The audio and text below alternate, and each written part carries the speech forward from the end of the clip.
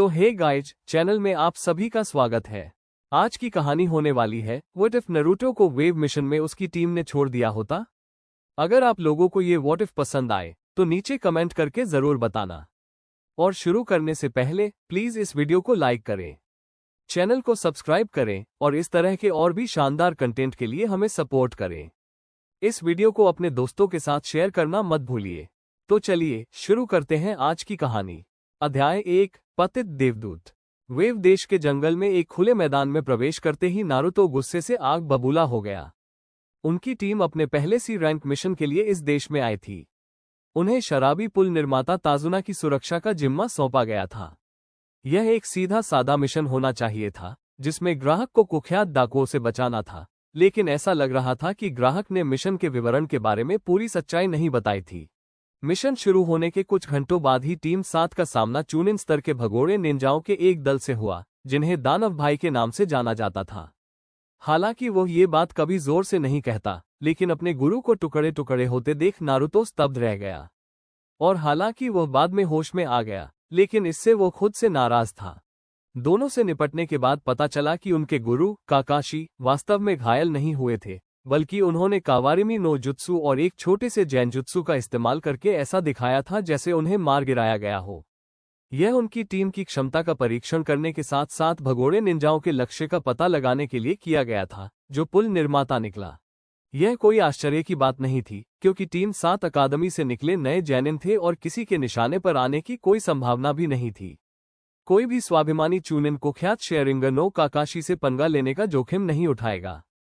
ताजुना के अनुसार गातो नाम के एक व्यापारी का वेव देश पर आयात निर्यात और अर्थव्यवस्था दोनों पर पूरा नियंत्रण है।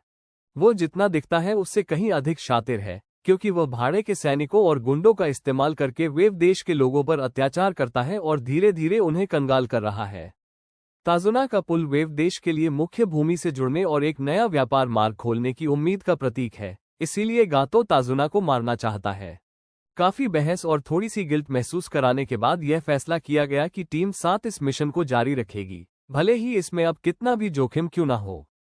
उनके चुनाव की सच्चाई तब सामने आई जब ताजुना के घर के पास पहुंचते ही उनका सामना खूनी कोहरे के दानव मोमोइची जाबुजा से हुआ, जो कोहरे के कुख्यात 7 तलवारबाजों में से एक था। दुर्भाग्य से जैनिन के लिए वह एक रैंक का भगोड़ा निंजा था और उनके पास उससे लड़ने की कोई उम्मीद नहीं थी।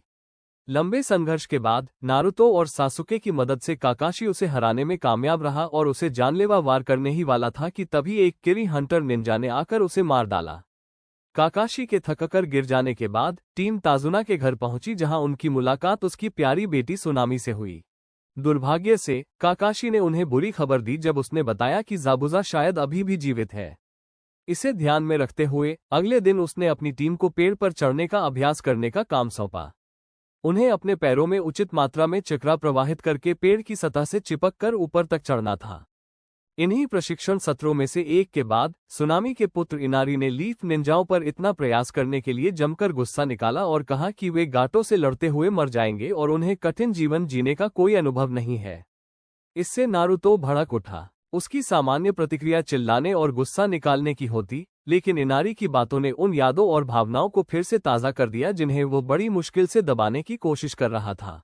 इसलिए उस लड़के को इतनी तीखी निगाहों से घूरते हुए कि वो लगभग डर के मारे पेशाब ही कर देता, नारुतो ने मेज से उठकर उस जंगल की ओर रुख किया जहां वह अब है, और अपने गुस्से को शांत करने के लिए क्लोनों की एक छोटी सी सेना के साथ जंगल के कुछ हिस्सों को तहस नहस कर रहा है। उस नन्हे बदमाश की हिम्मत कैसे हुई? उसकी एक माँ और दादा हैं जो उससे प्यार करते हैं और वो दुख के बारे में उपदेश देने की हिम्मत करता है। ये गुस्से से भरे विचार नारुतो के मन में थे जब वो आसपास के पेड़ों को गिराने के अपने छोटे से खेल में और भी ज्यादा जोर लगा रहा था। ये सिलसिला करीब 1 घंटे तक चलता रहा, जब तक नारुतो शारीरिक और भावनात्मक रूप से पूरी तरह थक नहीं गया। एक खड़े पेड़ से पीठ टिकाकर बैठते हुए उसके मन में अब तक के जीवन के विचार आने लगे। उसने इस विषय से बचने की पूरी कोशिश की। इसके बारे में सोचना उसे हर पल दुख देता था। कोनोहा में बिताए जीवन ने उस पर कई घाव छोड़े थे। सौभाग्य से या दुर्भाग्य से, यह इस बात पर निर्भर करता है कि आप किससे पूछते हैं, उनमें से कोई भी शारीरिक नहीं था। उसकी असामान्य शारीरिक संरचना और उसके भीतर मौजूद शक्ति ने उसे अमानवीय उपचार क्षमता प्रदान की थी। इसलिए देखने में वो भले ही सामान्य लगता हो, लेकिन नारुतो अंदर से बहुत परेशान था। हालांकि उसके गांव में उसके साथ शारीरिक दुर्व्यवहार नहीं हुआ था, सिवाय कभी कभार शराबी लोगों और उसके जन्मदिन पर जब लोग थोड़े ज्यादा उग्र हो जाते थे, लेकिन उसके साथ मौखिक और भावनात्मक दुर्व्यवहार जरूर हुआ था। एक मासूम और जीवंत लड़के के लिए ऐसे माहौल में पलना बढ़ना, जहां उसके अस्तित्व को ही नकार दिया जाता हो और आत्महत्या के लिए भी उकसाया जाता हो, ज्यादातर लोगों को तोड़ देने के लिए काफी था। नफरत और उपहास से भरी वो घूरती निगाहें और फुसफुसाहटें, जो मानो युवा पीढ़ी में भी फैल चुकी थी, कभी कभी उसके लिए असहनीय हो जाती थी।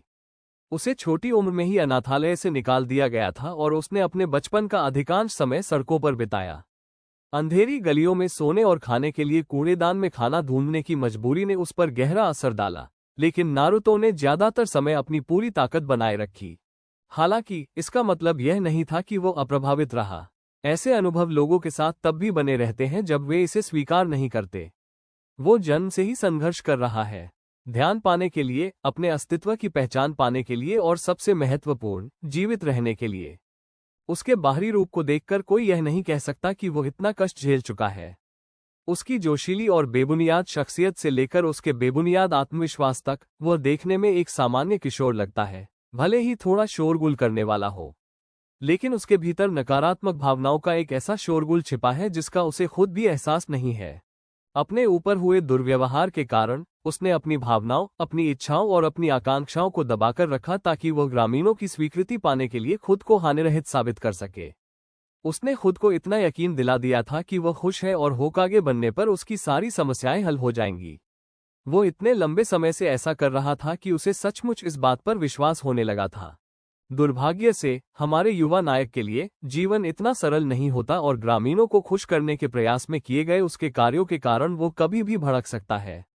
ज्यादातर समय वह लोगों की बातों को नजरअंदाज करके मुस्कुराता रहता है, लेकिन कभी कभी उसकी दबी हुई भावनाएं बाहर निकल आती हैं और उसे उनका सामना करने के लिए मजबूर कर देती हैं। जैसे कि अभी नारुतो ने आकाश की ओर देखा, उसके मन में एक अजीब सी बेचैनी छा गई। उसने कई बार सोचा कि क्या उसे कभी सच्ची खुशी मिल पाएगी। उसे ऐसा लग रहा था मानो वो किसी दुष्ट, क्रूर देवता का निशाना बन गया हो, जिसने ब्रह्मांड को नियंत्रित किया और उसे ही निशाना बनाया। उसे याद है होकागे हमेशा उससे कहते थे कि सब ठीक हो जाएगा और उसे धैर्य और समझदारी रखनी चाहिए। लेकिन क्यों, आखिर क्यों उसे, एक 13 साल के अनाथ बच्चे को, ये सब सहना पड़ रहा है? बड़ों को क्यों नहीं? क्यों हमेशा उसे ही कष्ट सहना पड़ता है और बाकी सब अपने घिनौने व्यवहार के लिए बहाने बनाते रहते हैं? कई बार तो उसका मन करता था कि वो हार मान ले, लेकिन वह जानता था कि ऐसा करना गांव वालों की जीत होगी। इसलिए वो हिम्मत नहीं हारी, इस उम्मीद में कि एक दिन उसे अपने जीवन का कोई अर्थ मिल जाएगा।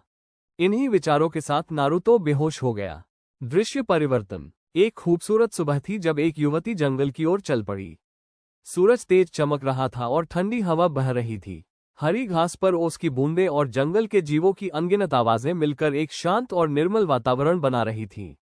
हाथ में टोकरी लिए युवती तेजी से और सलीके से जंगल में आगे बढ़ रही थी और अपने काम की चीजों की तलाश में इधर उधर देख रही थी। जैसे जैसे वो जंगल में और अंदर जाती गई, उसे एक ऐसा इलाका दिखाई दिया जो किसी युद्ध क्षेत्र जैसा लग रहा था। पेड़ कटे हुए थे और जमीन के टुकड़े उखड़े हुए थे। ऐसा लग रहा था जैसे कोई लड़ाई हुई हो, लेकिन करीब से देखने पर उसने देखा कि नारंगी रंग के कपड़े पहने एक गोरा लड़का मलबे के बीच शांति से सो रहा था। युवती ने उसे तुरंत पहचान लिया और चौंक गई। कोनोहा निन की टीम में जो सबसे ज्यादा बोलने वाला वही है, उसी से ज़ाबुज़ा समा का सामना हुआ था। ज़ाबुज़ा की साथी मानी जाने वाली उस लड़की ने सोचा। वो कुछ देर रुकी और अपने विकल्पों पर ध्यान से विचार करने लगी। अभी सोते हुए उसे मार डालना कितना आसान होगा, ये विचार उसके मन में चल रहे थे जब वह नारुतो के पास पहुंची। वो उसके बगल में घुटनों के बल बैठ गई और अपना पतला हाथ उसकी गर्दन की ओर बढ़ाया, मानो गला घोंटने वाली हो, लेकिन आखिरी क्षण में उसने अपना हाथ रोक लिया और धीरे से हिलाकर लड़के को जगा दिया। अरे, अगर तुम यहाँ बाहर सोओगे तो तुम्हें सर्दी लग जाएगी, पता है ना? लड़की ने कोमल आवाज में कहा। नारुतो ने होश में आते ही यही सुना। धुंधली आंखों से उसने अपने आसपास का जायजा लिया और उस व्यक्ति पर ध्यान केंद्रित किया जिसका स्पर्श वह महसूस कर सकता था। उस व्यक्ति से आती मीठी खुशबू से वो समझ गया कि वो एक लड़की है। उसने उसके चेहरे पर ध्यान दिया और उसकी कोमल त्वचा, उसके खूबसूरत चेहरे को घेरे लंबे भूरे बाल और चिंता से भरी उसकी चॉकलेट जैसी भूरी आंखों को देखकर उसका चेहरा शर्म से लाल हो गया। उसका दिल जोर से धड़क रहा था और उसे उसका वर्णन करने के लिए केवल एक ही शब्द सही लग रहा था। टेंशी, नारुतो ने लगभग मदहोश होकर उस लड़की को देखते हुए फुसफुसाते हुए कहा। लड़की को परी कहे जाने और उस लड़के की तीव्र निगाहों से थोड़ी शर्म आ गई। उसने बस उसे देखकर प्यारी सी मुस्कान दी, जिससे उसकी शर्म और बढ़ गई। वो तुरंत अपनी उदासी से बाहर आया और शर्माते हुए अपने सिर के पीछे हाथ फेरते हुए उससे बोला, क्या तुमने मुझे जगा दिया, तेनशी-चान? वैसे तुम यहाँ क्या कर रही हो? उसने शर्माते हुए अपना गाल खुजाते हुए पूछा। लड़की को उस उपनाम पर एक बार फिर थोड़ी शर्मिंदगी महसूस हुई, लेकिन उसने हिम्मत जुटाकर जवाब दिया। जड़ी बूटियां तोड़ रही थी, उसने जवाब दिया। जड़ी बूटियां? नारुतो ने हैरानी से पूछा। हाँ, बिल्कुल, ये चोटों और बीमारियों को ठीक करने के लिए है, उसने कहा और नारुतो ने गौर किया कि उसकी आवाज कितनी कोमल और मधुर थी। उसमें वो नफरत या तिरस्कार बिल्कुल नहीं था जिसकी उसे आदत हो गई थी। इससे उसके पेट में एक सुखद अनुभूति हुई। भावनात्मक रूप से अविकसित होने के कारण वो इन भावनाओं को समझ नहीं पा रहा था। उसे बस इतना पता था कि उसे ये सुखद एहसास अच्छा लग रहा था और वह नहीं चाहता था कि ये कभी खत्म हो। यही सोचकर उसने उस सुंदर लड़की को जड़ी बूटियां चुनने में मदद करने की पेशकश की। जड़ी बूटियां चुनते समय नारुतो बीच बीच में उसे देखता रहता था। अगर उसने ध्यान दिया भी तो उसने कभी कुछ जाहिर नहीं किया। उसने मन ही मन उसकी प्यारी आवाज और सुनने का फैसला किया। टेंशी-चान, तुम सुबह सुबह इतना उबाऊ काम क्यों कर रही हो? उसने पूछा। लगातार परी कहे जाने से उसके गालों पर फिर से हल्की गुलाबी रंगत आ गई। कृपया मुझे उस नाम से मत बुलाओ। मेरा नाम हाकू है, लड़की ने कहा। उसका नाम सुनकर नारुतो की मुस्कान और चौड़ी हो गई, लेकिन उसने खुद को रोक लिया क्योंकि अपना परिचय देना शिष्टाचार का हिस्सा था। हाकू-चान, आपसे मिलकर अच्छा लगा। मैं उजुमकी नारुतो हूँ, कोनोहा का भावी होकागे। उसने जोश से चिल्लाते हुए मुट्ठी हवा में लहराई, जिससे लड़की उसकी नादानी पर खिलखिलाकर हंस पड़ी। नारुतो को उसकी खिलखिलाती हंसी की मधुर ध्वनि से एक बार फिर अपार गर्माहट का एहसास हुआ। ये कोमल थी, जैसे किसी घंटी की झनकार। उसे समझ नहीं आ रहा था कि क्यों, लेकिन वो उस ध्वनि को और सुनना चाहता था। नारुतो-कुन, आपसे मिलकर भी अच्छा लगा। उसने एक मनमोहक मुस्कान के साथ जवाब दिया, जिससे बेचारा लड़का शर्म से लाल हो गया और हकलाने लगा। हाकू मन ही मन हल्की सी हंसी। उसे सच में वो लड़का बहुत प्यारा लगा। वो जीवन और मासूमियत से भरपूर लग रहा था। उसकी मुस्कान इतनी प्यारी थी कि वो उसकी ओर खींची चली गई। वो जानती थी कि ज़ाबुज़ा समा को ये पसंद नहीं आएगा, लेकिन वो इस अजनबी लड़के के बारे में और जानना चाहती थी। नारुतो-कुन, तुम इतनी सुबह यहाँ क्या कर रहे हो? उसने पूछा। आखिरकार उसे होश आया और उसने मुस्कुराते हुए जवाब दिया। उसकी आंखें थोड़ी सिकुड़ गईं, जिससे वो एक शरारती लोमड़ी जैसा लग रहा था। उसे ये बहुत प्यारा लगा। प्रशिक्षण। उसके प्रश्न का ये दृढ़ उत्तर सुनकर वो चौंक गई और उसकी ओर देखने लगी। क्या तुम निंजा हो? उसने पूछा, हालांकि वो जानती थी कि वो निंजा है। उसे धोखा देने का थोड़ा सा पछतावा हो रहा था, लेकिन वो अभी अपनी सच्चाई बताना नहीं चाहती थी। उसे समझ नहीं आ रहा था कि ऐसा क्यों, क्योंकि तकनीकी रूप से तो वो दुश्मन था, लेकिन उसके अंदर कहीं गहरी आवाज उस लड़के को पुकार रही थी। ये लगभग आदिम सी पुकार थी। वो ये जानने के लिए बेताब थी कि वो पुकार क्या है। वो हिताई एटे, क्या मैं निंजा जैसा दिखता हूँ? क्या मैं निंजा जैसा दिखता हूँ? उसने उत्साह से पूछा, ये जानकर कि किसी ने उसे निंजा के रूप में पहचान लिया है। हाकू उसकी जोशीली अदा पर एक बार फिर हंस पड़ा। हाँ, मैं एक निंजा हूँ। उसने अपनी बात पूरी करते हुए अंगूठा अपनी छाती की ओर इशारा किया। वाह, तुम कमाल हो, उसने कहा, जिससे वो शर्मा गया और तारीफ सुनकर सीना फुला लिया। वो सचमुच कह सकती थी कि उसकी सारी छोटी छोटी आदतें उसे प्यारी लगती थीं। लेकिन उसे पहले एक जरूरी बात जाननी थी।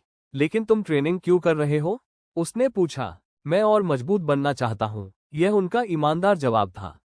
लेकिन तुम तो पहले से ही काफी मजबूत दिखते हो, हाकू ने जवाब दिया। नहीं, मैं और अधिक शक्तिशाली बनना चाहता हूँ, नारुतो ने जवाब दिया। हाकू थोड़ा उदास नजर आया।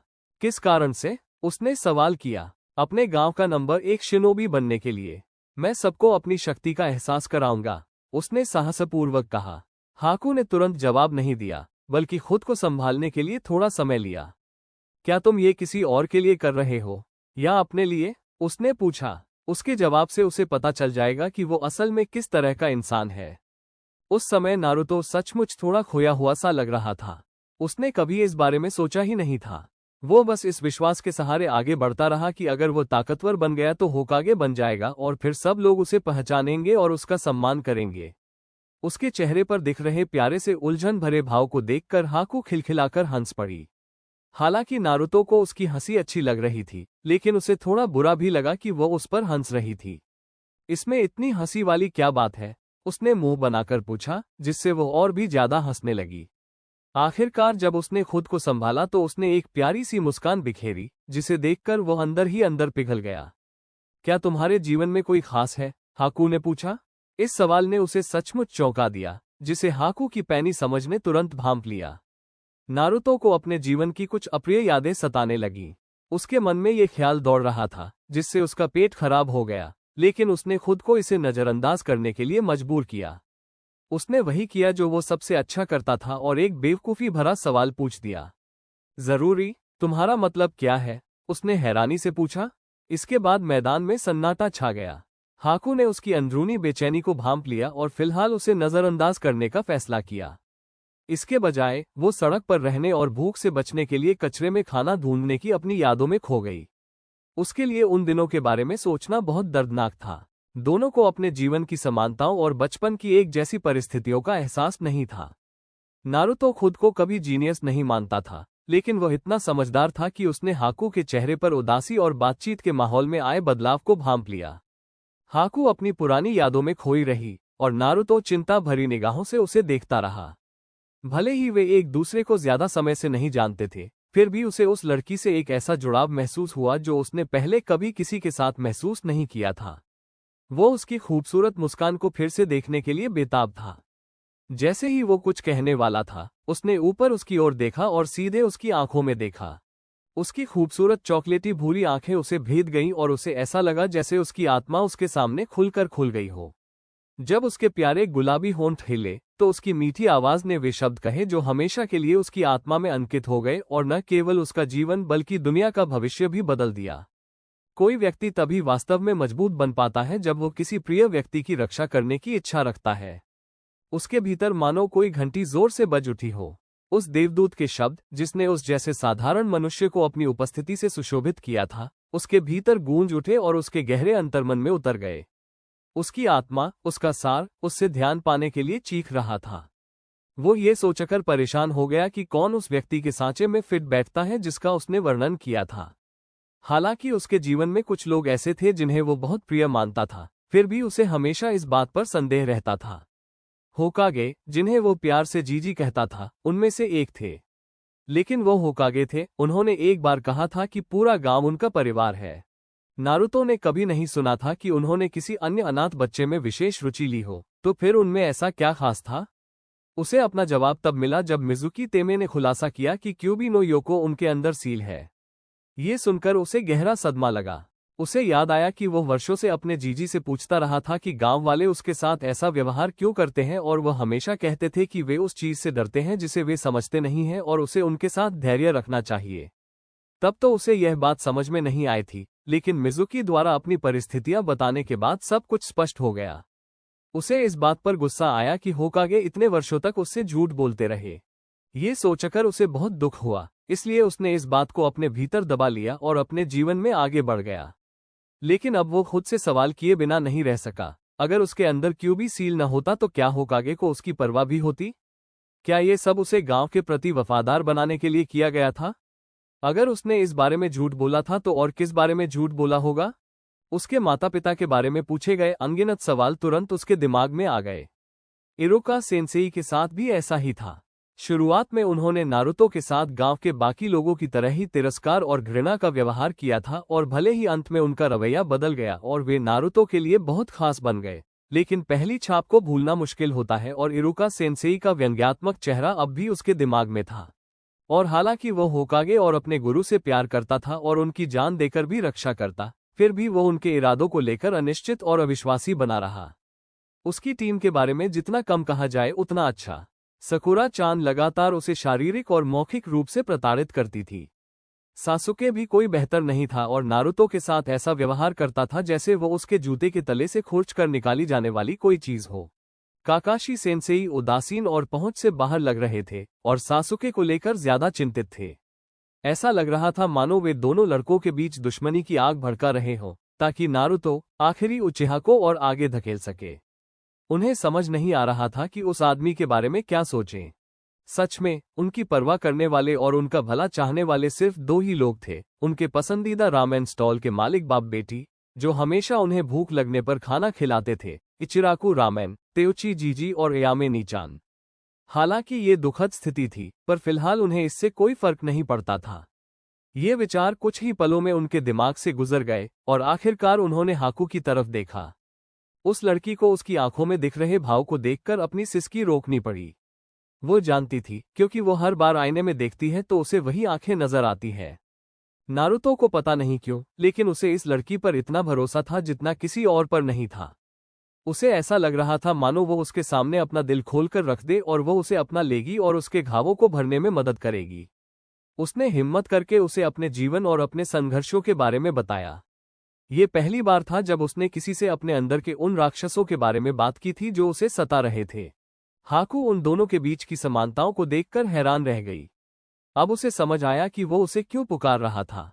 वो उसका हमसफर था। वो समझ गई कि उसके लिए अपने दिल की बात कहना कितना मुश्किल था, जो इस बात का सबूत है कि वह कितना दुखी था कि उसने अपने गांव के किसी भी व्यक्ति के बजाय एक अजनबी पर अपने दिल की बात रखी। उसने भी बदले में उसे अपने जीवन के बारे में बताया, बस ज़बूज़ा समा की साथी होने की बात नहीं बताई। वह भी उनके जीवन की समानताओं को देखकर हैरान रह गया। इसके बाद उन्होंने अपने बारे में और भी बातें की, अपनी रुचियों, पसंद नापसंद और सपनों को साझा किया। हाकू को ये जानकर खुशी हुई कि नारुतो को फूलों की अच्छी समझ है और नारुतो ये जानकर बेहद खुश हुआ कि उसकी नई दोस्त को रामेन पसंद है, हालांकि उतना नहीं जितना उसे। बातचीत सहजता से आगे बढ़ती रही और नारुतो को ऐसा लगा जैसे उसके सीने से कोई बोझ उतर गया हो, एक ऐसा बोझ जिसका उसे एहसास भी नहीं था। उसकी खूबसूरत सूरत और उससे झलकती खुशी को देखकर उसका दिल जोर से धड़कने लगा और उसने उसी क्षण तय कर लिया कि इससे खूबसूरत नज़ारा और कोई नहीं हो सकता। देर हो रही थी, इसलिए दोनों को अपने अपने स्थानों पर लौटना पड़ा। उन्होंने कल और शायद अगले कुछ दिनों में फिर मिलने का वादा किया। नारुतो हल्के कदमों से मैदान से निकल गया। उसे पहले से कहीं अधिक हल्का महसूस हो रहा था। दृश्य परिवर्तन। एक महिला की चीख और धमाके की आवाज से नारुतो चौंक गया। उसने तुरंत अपने आसपास देखा और पाया कि वो ताजुना के घर के गेस्ट हाउस में है। ऐसा लग रहा था कि वो देर तक सोया था। उसने एक और चीख सुनी और आवाज पहचान ली। ये सुनामी की आवाज थी। वो तुरंत हरकत में आया और सीढ़ियों से नीचे उतरा। सामने का दृश्य देखकर उसका खून खौल उठा। सुनामी घुटनों के बल बैठी थी। गातों के एक गुंडे ने उसके बाल पकड़ रखे थे। उसके चेहरे का एक हिस्सा लाल था, जिससे पता चलता था कि उसे चोट लगी थी, जबकि दूसरा कांपती हुई इनारी की ओर बढ़ रहा था। वो उनके पास जाने ही वाला था कि उसने इनारी की आवाज सुनी। मेरी माँ को छोड़ दो बेवकूफों, उसने रसोई का चाकू लहराते हुए चिल्लाया। लड़के को आखिरकार अपने और अपनी माँ के लिए खड़े होने का हौसला जुटाते देख नारुतो के चेहरे पर हल्की सी मुस्कान आ गई। जब गुंडे उस पर हंस रहे थे, नारुतो ने 2 क्लोन बनाए और जल्दी से कावारिमी नो जुत्सु का इस्तेमाल करके सुनामी और इनारी की जगह उन्हें रख दिया और उन गुंडों को पीट पीट कर बेहोश कर दिया, जबकि वे दोनों हैरानी से देखते रहे। उन्हें निंजा तार से घेरने के बाद और अपने क्लोनों को उन्हें जंगल में ले जाने का आदेश देने के बाद वो घर के निवासियों की ओर मुड़ा। उसने इनारी को देखकर मुस्कुराया। अपनी माँ की रक्षा करने में तुमने बहुत अच्छा काम किया, इनारी। मुझे यकीन है कि उन्हें तुम पर गर्व होगा, उन्होंने कहा, जिससे लड़का प्रशंसा सुनकर खुशी से शर्मा गया और उसकी माँ भी उसे देखकर मुस्कुरा उठी। नारुतो ने अपनी टीम के बारे में पूछा और जब उसे बताया गया कि वे पुल की ओर चले गए हैं, तो उसे थोड़ी घबराहट महसूस हुई। पुल की ओर बढ़ते हुए वो अपने जीवन के पिछले कुछ दिनों की यादों में खो गया। पिछले 4 दिनों से हाकू से मिलकर उसने हर बात पर चर्चा की थी और वो सच कह सकता था कि ये उसके जीवन के सबसे खुशनुमा पल थे। उसे नहीं पता था उस लड़की में क्या खास बात थी, पर वो उसे सुकून का एहसास कराती थी, दुनिया से भी और खुद से भी। जब वो उसके साथ होता तो उसकी सारी परेशानियां उसकी प्यारी मुस्कान के सामने छोटी लगने लगती। जब वो उसे हंसाता या जब वो उसे छेड़ता तो वो अपना प्यारा सा मुंह बना लेती। संतुष्टि और अपनेपन का ये एहसास उसके लिए बिल्कुल नया था और वो समझ ही नहीं पा रहा था कि उसके अंदर ये अजीब सा नया एहसास कैसे जाग उठा। उसे बस इतना पता था कि वो उसकी मुस्कान की रक्षा करना चाहता है। वो उसे खुश रखना चाहता था और उसे सुरक्षित रखने के लिए वो कुछ भी करने को तैयार था। अगली बार जब वो उससे मिलेगा तो वो इन अजीब से एहसासों के बारे में उससे बात करेगा और उम्मीद है कि वो उसे कुछ बता पाएगी। वो समझदार लड़की थी, उसे पता होगा कि उसकी मदद कैसे करनी है।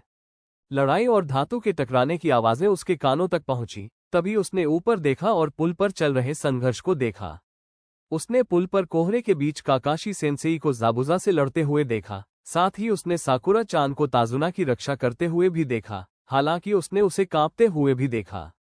अंत में, और सबसे अजीब चीज जो उसने देखी, वो बर्फ से बनी एक विशाल गुंबद जैसी संरचना थी। ये काफी डरावनी लग रही थी। अनुमान लगाते हुए उसे एहसास हुआ कि शायद सासुके ही ज़ाबुज़ा के साथी से अंदर लड़ रहा था। उसने सोचा कि काकाशी सेंसेई अपना बचाव खुद कर सकते हैं और सासुके को मदद की जरूरत होगी। वो गुंबद की ओर दौड़ा और ठीक उसी समय उसने सासुके को जमीन पर गिरते हुए देखा। उसका शरीर सेनबोन जैसे छलनी था। वो स्थिर और गतिहीन था। हालांकि नारुतो उसे ज्यादा पसंद नहीं करता था, फिर भी वो कोनोहा का एक साथी शिनोबी था। उसे अपने ऊपर गुस्सा हावी होता हुआ महसूस हुआ। हाकू ने देखा कि नारुतो ठीक समय पर दौड़कर आया और उसने अपने साथी को गिरते हुए देखा। इस समय उसके मन में दुविधा थी। एक तरफ वह ज़ाबुज़ा समा द्वारा सौंपे गए मिशन को पूरा करना चाहती थी, वहीं दूसरी तरफ वह नारुतो कुन को चोट नहीं पहुंचाना चाहती थी। वो ये कहने में जरा भी नहीं हिचकिचाती थी कि उसके दिल में उस सुनहरे बालों वाले रहस्यमय लड़के के लिए एक खास जगह थी। कुछ ही दिनों में, जब से वे एक दूसरे को जानते थे, नारुतो ने किसी तरह उसके दिल में अपनी जगह बना ली थी। वो जानती थी कि वो कभी भी अपने दिल को इतना कठोर नहीं कर पाएगी कि वो जरूरी काम न कर सके। क्या वो तुम्हारा दोस्त था? उसने अच्छी लड़ाई लड़ी, बस वो काफी ताकतवर नहीं था। शिनोबी की दुनिया में ऐसा ही होता है, हाकू ने गंभीरता से कहा। वो जानती थी कि वो अभी भी जीवित है क्योंकि उसने किसी महत्वपूर्ण अंक पर निशाना नहीं साधा था, लेकिन उसे नाटक जारी रखना था। इसी दौरान नारुतो उन शब्दों के बारे में सोच रहा था जो हाकू ने जंगल में पहली मुलाकात के दौरान उससे कहे थे। कोई व्यक्ति तभी वास्तव में मजबूत बन पाता है जब वो किसी प्रिय व्यक्ति की रक्षा करने की इच्छा रखता है। वो अपने पूरे जीवन में सासुके को कभी भी अपना प्रिय नहीं मानता था, लेकिन अपने साथी और कोनोहा के साथी निंजा के रूप में वो उस परिभाषा को पूरा करने के सबसे करीब था, भले ही यह क्षण भर के लिए ही क्यों ना हो। वो उस देवदूत के कहे शब्दों के अनुसार जीना चाहता था जिसने उसे नई शक्ति और दृढ़ संकल्प दिया था। उसने कल्पना की कि सासुके की जगह वो देवदूत वहां लेटी हुई है। जैसे ही उसने ऐसा सोचा, उसके भीतर कुछ टूट गया और उसके शरीर से भारी मात्रा में चक्रा का विस्फोट हुआ, जिससे पुल का वातावरण दमन और दुर्भावना से भर गया। हाकू अपने दोस्त की शक्ति देखकर दंग रह गई। ये शक्ति हवा में साफ महसूस हो रही थी। उसने कभी सोचा भी नहीं था कि उनकी मुलाकातों से वो इतना शक्तिशाली होगा। वो हमेशा उसके प्रति इतना कोमल और स्नेहपूर्ण रहा था। ये सोचकर उसका दिल धड़कने लगा। अब उसे देखकर वो मुस्कुराए बिना नहीं रह सकी। हालांकि वह उसे कुछ ही दिनों से जानती थी, लेकिन वह विश्वास के साथ कह सकती है कि वह उसे इतना अच्छी तरह जानती है कि वो इस समय क्या सोच रहा होगा। वो शायद उसके कहे शब्दों को दोहरा रहा होगा और उन्हें अपने जीवन में उतारने की कोशिश कर रहा होगा। ये जानकर उसके चेहरे पर एक प्यारी सी मुस्कान आ गई कि उसके शब्दों ने उसकी आंतरिक शक्ति को जगाया है। अपने जीवन के एक बड़े हिस्से में उसने खुद को एक उपकरण के रूप में देखा था, ज़ाबुज़ा समा के इस्तेमाल का एक उपकरण। लेकिन भले ही कुछ पलों के लिए ही सही, वो उपकरण बनेगी जो उसके नए दोस्त को अपनी बेड़ियों को तोड़ने की शक्ति देगी। ये सोचकर उसने अपनी सेनबोन उसकी ओर चलाई और निशाना ऐसे जगह पर लगाया जहां उसे जानलेवा चोट न लगे। वो हिला तक नहीं, उसके चारों ओर मौजूद चक्रा के आवरण ने सेनबोन को मोड़ दिया, जिससे वो बेहद हैरान रह गई। उसने बेहतर कोण पाने के लिए अपने दर्पणों के बीच से निकलने का फैसला किया, लेकिन वो पल भर के लिए जम गई क्योंकि नारुतो ने उसकी गति का पीछा करते हुए उसे रोक लिया। बस एक पल का वो क्षण ही उसके लिए काफी था, क्योंकि उसने एक जोरदार प्रहार किया जो सीधे उसके चेहरे पर लगा, जिससे वो गुंबद से बाहर गिर गई और पूरी संरचना ढह गई। नारुतो को अपनी नसों में एड्रेनालाइन का तेज प्रवाह महसूस हो रहा था। वो मानता था कि उसे जो शक्ति मिल रही थी वो कुछ हद तक नशे जैसी थी, लेकिन तभी उसे हाकू का चेहरा याद आया और उसने खुद से वादा किया कि वह कभी भी इस शक्ति के वश में नहीं आएगा। जैसे ही उसका प्रतिद्वंदी लड़खड़ाते हुए उठा, उसके मुखौटे में दरारें दिखाई देने लगी। नारुतो ने एक बार फिर उस पर निर्णायक प्रहार करने के लिए हमला किया। जैसे ही उसकी मुट्ठी प्रतिद्वंदी के चेहरे के पास पहुंची, उसका मुखौटा टूट गया और उस व्यक्ति का चेहरा सामने आ गया जो अब उसके दिल के सबसे करीब था। खून और जख्मों से लथपथ होने के बावजूद वो उसकी नजरों में सबसे खूबसूरत थी। उसकी उदास मुस्कान ने उसके दिल को बुरी तरह से झकझोर दिया। इस पल वो खोया हुआ और भ्रमित था। उसकी उपस्थिति में उसकी सारी शक्ति क्षीण हो गई थी। हाकू-चान, क्यों? उसने गले में अटकन के साथ पूछा। वो बस उदास होकर उसकी ओर देखती रही। मैं ज़बुज़ा समा का औजार हूँ। मुझे माफ करना नारुतो-कुन। लगता है अब मेरी कोई उपयोगिता नहीं रही। कृपया मुझे समाप्त कर दो। मैं तुम्हारे हाथों मरकर शांति से मर सकती हूँ, उसने उदास स्वर में कहा। नारुतो को अपने जीवन के अंतिम क्षणों को समझना मुश्किल हो रहा था। वो उस लड़की के साथ अपने व्यवहार पर सवाल उठाने लगा था। हाकू का दुश्मन होना उसे दुख पहुंचा रहा था, लेकिन उससे भी ज्यादा उसका निराशावादी रवैया और खुद को औजार कहना उसे और भी ज्यादा परेशान कर रहा था। तुम ऐसा कैसे कह सकते हो? तुम मेरे दोस्त हो हाकू, और मैं तुम्हें कभी चोट नहीं पहुंचाऊंगी। तुमने ही मुझे एहसास दिलाया कि मेरी भी कोई कीमत है। तुमने ही मुझे सिखाया कि चाहे मैंने कितनी भी मुश्किलों का सामना किया हो, मुझे अपने जीवन की कदर करनी चाहिए। तो तुम अपने जीवन को इतना कम कैसे समझ सकते हो? मैं तुम्हें ऐसा सोचने नहीं दूंगी, नारुतो ने दृढ़ता से जवाब दिया, जिससे उसके चेहरे पर एक प्यारी सी मुस्कान आ गई। उसकी मौजूदगी ही उसे असीम गर्माहट और सुरक्षा से भर देती थी। वो उसके अंधेरे संसार में सूरज की एक कोमल किरण की तरह था। उसे यह मानने में कोई हिचक नहीं थी कि उसके लिए उसके दिल में जो भावनाएं थीं, वे उसकी उम्मीद से कहीं ज्यादा गहरी थीं। लेकिन तभी चिड़ियों के चहचहाने की तेज आवाज से उसकी बात अधूरी रह गई। उसने ज़बुज़ा समा की तरफ देखा और पाया कि वो मुसीबत में है। हालांकि वो जो करने वाली थी, उससे उसे दुख हो रहा था, लेकिन वो खुद को रोक नहीं पाए। मुझे माफ करना नारुतो-कुन। लगता है इस टूटे हुए औजार का एक आखिरी मकसद बाकी है, उसने गहरी निराशा के साथ कहा और अपनी बची हुई शक्ति को समेटते हुए वहां से गायब हो गई। नारुतो ने दर्द से चीखते हुए उसका नाम पुकारा और उस दिशा में भागा जहां उसे पता था कि वो उसे मिल जाएगी, और बस यही उम्मीद कर सकता था कि कहीं बहुत देर न हो गई हो। दृश्य परिवर्तन। कोहरे के कुख्यात दानव के साथ भीषण लड़ाई के बाद काकाशी बुरी तरह थक चुका था और उसने अपने एकमात्र मूल जुत्सु का इस्तेमाल करते हुए उसे खत्म करने का फैसला किया। आखिरकार वह ज़ाबुज़ा को अपने बुलाए गए साथियों से जकड़कर पकड़ने में कामयाब रहा ताकि उसे अंतिम प्रहार कर सके। वो पूरी ताकत से आगे दौड़ा और अपने दुश्मन की छाती की ओर हाथ बढ़ाया। राइकिरी श्लार्क। उसके हाथ के मांस में धंसने की आवाज और अनुभूति ने उसका स्वागत किया, लेकिन जैसे ही उसने ऊपर देखा और एक युवती का चेहरा देखा, तो उसने उसके पहनावे से महसूस किया कि वह ज़ाबुज़ा की साथी थी। नारुतो ने यही दृश्य देखा। उसके गुरु का हाथ उसके सबसे प्रिय व्यक्ति की छाती में गड़ा हुआ था। हाकू-चान, वो उन्माद में चिल्लाया, जिससे काकाशी अपनी तंद्रा से बाहर आ गया और उसने अपना हाथ पीछे खींच लिया, जिससे लड़की आगे की ओर गिर पड़ी। जैसे ही वो जमीन पर गिरने वाली थी, नारुतो तेजी से आगे बढ़ा और घुटनों के बल फिसलते हुए, अपने घुटनों को छीलते हुए, उसे अपनी बाहों में उठा लिया। मरणासन हाकू के चेहरे को निहारते हुए नारुतो का सब्र टूट गया। उसने अपने जीवन में कभी भी अपने भीतर समाये दुख के आगे हार नहीं मानी थी। उसने आंसू बहाने से इनकार कर दिया था। हर हाल में वो मजबूत बना रहा। लेकिन हाकू की हालत देखकर उसके सारे आंसू फूट पड़े। उसने हाकू को गले लगाया और फूट फूट कर रोने लगा। रोते रोते उसने महसूस किया कि किसी ने कोमल हाथों से उसके गाल को सहलाया है। उसने उस हाथ का पीछा करते हुए अपने देवदूत के चेहरे को देखा, वही जिसने उसे मुक्ति दिलाई थी। तुम तो हमेशा ही इतने रोने वाले बच्चे हो, नारुतो-कुन, उसने उस पर तंज कसते हुए मजाक किया। हाकू-चान क्यों? उसने कमजोर स्वर में पूछा। मुझे माफ करना नारुतो-कुन, मेरे शरीर ने बस यूं ही प्रतिक्रिया दी, लेकिन मुझे इसका कोई अफसोस नहीं है। मैं अपने प्रियतम की रक्षा करने में सफल रही, उसने मुस्कुराते हुए जवाब दिया। क्या वो सब झूठ था? वो समय जो हमने साथ बिताया? नारुतो ने बेचैनी से पूछा। उसे जानना ही था। बिल्कुल नहीं नारुतो-कुन, खांसी, मैंने तुम्हारे साथ बिताए हर पल को संजो कर रखा है। मैंने तुमसे कहा था कि मैं हमेशा खुद को एक औजार समझती थी, लेकिन जब मैं तुम्हारे साथ होती हूँ तो मुझे लगता है कि मैं एक आम लड़की हूँ। तुमने मुझे पहली बार इंसान होने का एहसास दिलाया। तुम्हारे साथ बिताया हर पल मेरे दिल में हमेशा बसा रहेगा। मुझे पता है कि खांसी, तुम्हें मुझ पर भरोसा करने का कोई कारण नहीं है नारुतो-कुन, लेकिन कृपया मेरी बात पर यकीन करो जब मैं कहती हूँ कि तुम मेरे लिए पूरी दुनिया हो। हाकू ने अपने चेहरे पर हल्की सी मुस्कान के साथ कहा। ये सुनकर नारुतो का दिल भर आया और उसकी आंखों में और भी आंसू आ गए। तुम मेरे लिए उतनी ही मायने रखती हो। तुमसे मिलने से पहले मैं बहुत खोया हुआ था। मुझे लगता था कि मेरी जिंदगी का कोई मकसद नहीं है, लेकिन तुम आई और तुमने मुझे एक ऐसी गर्माहट से भर दिया जो मैंने पहले कभी महसूस नहीं की थी। तुम्हारी मुस्कान ने मुझे ऐसी खुशी दी जो मैंने पहले कभी नहीं जानी थी। तुम्हारी हंसी सुनकर मुझे ऐसा लगता था मानो मैं अपनी बाकी जिंदगी इस खूबसूरत आवाज को सुनते हुए बिता सकता हूँ। मैंने कसम खाई थी कि अगर जरूरत पड़ी तो मैं तुम्हारी इस मुस्कान को बचाने के लिए अपनी जान भी दे दूंगा।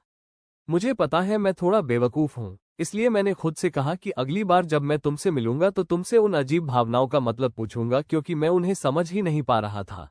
नारुतो ने थोड़ी जल्दी में कहा। जवाब में उसे वही खूबसूरत हंसी मिली जिसकी उसे लत लग गई थी। नारुतो-कुन, प्यार, यही तो प्यार है, हाकू ने अब तक की सबसे प्यारी मुस्कान के साथ जवाब दिया।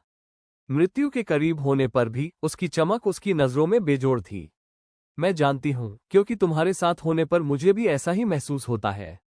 मैं भी तुमसे प्यार करती हूँ, नारुतो-कुन, उसने खुशी के आंसू बहाते हुए कहा। उन शब्दों को सुनकर उसके जीवन में बनी हर मनोवैज्ञानिक बाधा टूट गई और उसकी आत्मा तक को छू गई। उस एक शब्द से मिली खुशी ने उसके पूरे जीवन को सार्थक बना दिया। अगर इसका मतलब उसकी बाहों में समाई उस परी के उन जादुई शब्दों को सुनना था, तो सारा दुर्व्यवहार भी जायज था। ऐसा लगा जैसे उसका पूरा जीवन इसी एक पल के लिए था। उसे कभी पता नहीं था कि वो इतना शांत और संतुष्ट महसूस कर सकता है। उसे ऐसा लगा मानो वो एक मौके से पहाड़ गिरा सकता है और देवताओं को भी चुनौती दे सकता है, अगर ये सब उसके लिए हो। जब वो 7वें आसमान पर था, तभी एक अप्रिय आवाज ने उसकी खुशी को चकनाचूर कर दिया। खांसी खांसी, हाकू के खून की उल्टी करने की आवाज आ रही थी। उसकी सांसें उथली होती जा रही थीं। नारुतो घबरा गया। हाकू-चान, कृपया हिम्मत बनाए रखो, उसने विनती की। मुझे माफ करना नारुतो-कुन, लेकिन मैं नहीं आ पाऊंगी, उसने उदास मुस्कान के साथ कहा। नहीं, ऐसा मत कहो, मुझे पता है तुम इससे लड़ सकते हो। कृपया तुम्हें लड़ना ही होगा, वो रोया। दुखी मत हो नारुतो-कुन, मुझे खुशी है कि अगर मेरी मृत्यु होनी ही है तो मैं अपने प्रियतम की बाहों में मरूंगी। मेरे लिए इससे बेहतर मृत्यु का कोई तरीका नहीं हो सकता, हाकू ने संतुष्ट भाव से जवाब दिया। नहीं, ऐसा मत कहो हाकू-चान, मुझे अब भी तुम्हारी जरूरत है। तुम ही हो जो मुझसे प्यार करती हो। मैं पहले जैसा नहीं रह सकता। मैं तुम्हारे बिना जी नहीं सकता हाकू-चान। प्लीज, प्लीज मैं तुमसे विनती कर रहा हूँ। प्लीज मुझे छोड़कर मत जाओ। नारुतो रोते हुए हाकू की छाती से लिपट गया। उसे इस हालत में देखकर हाकू का दिल टूट गया। वह भी यही चाहती थी कि वो अपनी बाकी जिंदगी उसके साथ बिताए। वो कल्पना कर सकती थी कि वे नदी के किनारे एक छोटे से घर में रह रहे हैं, जहां हाकू अपने प्यारे बच्चों की देखभाल कर रही है और नारुतो-कुन मछली पकड़ने जाकर घर खाना ला रहा है। वो उसे एक ऐसे प्यारे और स्नेहशील पिता के रूप में देखती थी जो अपने बच्चों से चिपका रहता है और उन्हें खूब परेशान करता है। वो उन खूबसूरत पलों की कल्पना करती थी जो वे प्रेमी के रूप में एक साथ बिताएंगे। लेकिन वो जानती थी कि ऐसा कभी नहीं होगा और इससे उसका दिल टूट गया। वे तस्वीरें, चाहे कितनी भी क्षणिक क्यों न हो, वे थीं जिनकी उसे बहुत याद आती थी और वह जानती थी कि उसके प्रिय की भी यही इच्छा थी। ये जानकर उसकी आंखों में आंसू आ गए कि इस वजह से उसे कितना दर्द होगा। इसीलिए वो चाहती थी कि उसे यह बात पता चले। वो चाहती थी कि वो आने वाली घटना को स्वीकार कर ले। नारुतो-कुन, मुझे पता है दर्द हो रहा है। मैं भी तुम्हें छोड़ना नहीं चाहती। मैं तुम्हारे साथ रहना चाहती थी। तुम्हारे साथ परिवार बसाना चाहती थी। तुम्हारे साथ बूढ़ा होना चाहती थी। लेकिन मैं ऐसा नहीं कर पाऊंगी। सिसकते हुए, मुझे पता है दर्द होगा, लेकिन मुझे ये भी पता है कि तुम मजबूत हो और इससे उबर जाओगे। मुझे अपने दिल में यकीन है कि तुम इस दुनिया में महान बनोगे नारुतो-कुन। मैं अपने दिल में महसूस कर सकती हूँ कि मेरा नारुतो-कुन एक दिन इस शापित दुनिया को बदल देगा। तो कृपया मेरे लिए मजबूत बनो। दूसरों के लिए अपना दिल मत बंद करो। मैं स्वार्थी हूं क्योंकि मैं नहीं चाहती कि तुम मुझे कभी भूलो, लेकिन मैं ये भी नहीं चाहती कि तुम अपनी बाकी जिंदगी अकेले बिताओ। मुझसे वादा करो नारुतो-कुन, मेरी आखिरी इच्छा के रूप में। मुझसे वादा करो कि तुम फिर से प्यार पाओगे।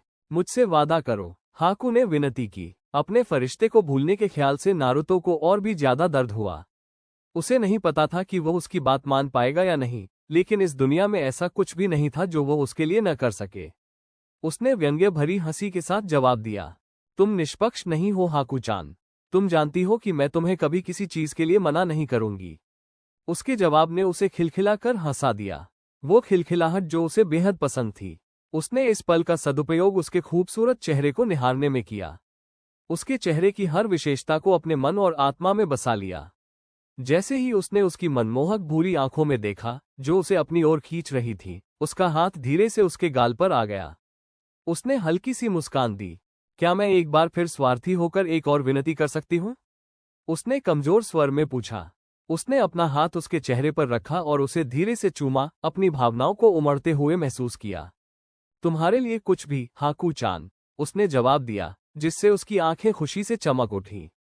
क्या तुम मेरी पहली और आखिरी चुंबन ले सकती हो? हाकू ने विनती की, जिससे उसकी आंखें चौड़ी हो गईं और उसने प्यार से उसकी ओर देखा। हालांकि वो अंदर से टूट रहा था, उसे उसके लिए मजबूत रहना था। उसने बस अपना सिर हिलाया, जिससे उसकी आंखें खुशी से चमक उठी। उसने धीरे से उसका चेहरा अपने हाथों में लिया और उसने भी उसे वैसे ही अपने हाथों में लिया। जैसे जैसे वे करीब आते गए, उन्हें अपने दिलों की धड़कन एक साथ महसूस होने लगी। इस पल दुनिया की हर चीज उनके लिए महत्वहीन लग रही थी। इस क्षण केवल उनके प्रिय की उपस्थिति ही मायने रखती थी। उसकी भावपूर्ण आंखों ने पूरे प्यार से उसकी ओर देखा और उसने वे शब्द कहे जिनसे उसका दिल एक बार फिर प्रज्वलित हो गया। मैं तुमसे प्यार करती हूँ नारुतो-कुन, उसने कोमल स्वर में कहा। उसका चेहरा प्रेम और संतोष से भर गया था। मैं भी तुमसे प्यार करता हूँ तेनशी-चान, नारुतो ने मुस्कुराते हुए जवाब दिया, जब उसने महसूस किया कि हाकू के कोमल गुलाबी होंठ उसके होठों से छू गए हैं।